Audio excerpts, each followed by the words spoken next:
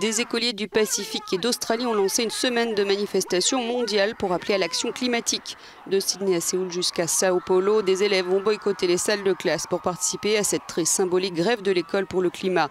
Ce devrait être l'un des appels à la mobilisation les plus massifs jamais organisés. Jusqu'au 27 septembre, sur toute la planète, plus de 5000 événements sont prévus. Déjà jeudi, des jeunes ont manifesté à la tribune du Parlement suisse avec cette banderole. C'est le compte à rebours final, il reste 16 mois, sur un vieillard connu du groupe Europe.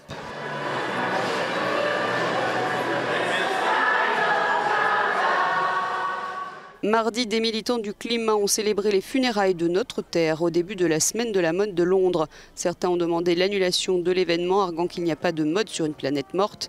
La capitale britannique est l'un des épicentres de cette grève mondiale ce vendredi.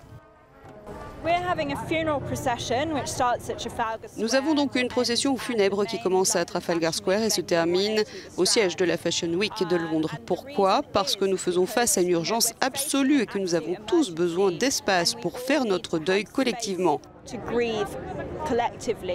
Et nous pleurerons la planète, la nature, les animaux et les gens qui ont souffert et qui continueront de souffrir, et les vies qui seront perdues à cause de cette crise.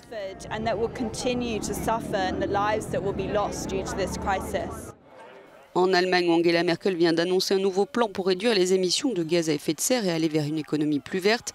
Le week-end dernier, les activistes avaient bloqué le salon de Francfort.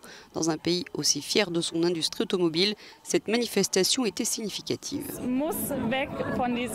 Nous devons abandonner les transports individuels au profit des transports publics. Nous devons nous éloigner de ce plus grand, plus rapide, plus loin, plus pour le bien public. Nous vivons juste à l'extérieur de la ville et ça marche plutôt bien pour aller en ville sans voiture, même à 10 km de là. Avec la navette, cela fonctionne. Tout est une question de réajustement. Ça fait du bien, ça coûte beaucoup moins cher et ça vous permet de rester mince. La militante écologiste qui a donné un grand coup de pouce à la coordination de ce mouvement au niveau mondial, Greta Thunberg, continue de son côté de recueillir des soutiens. L'un des derniers à la suivre est l'ancien président des États-Unis, Barack Obama.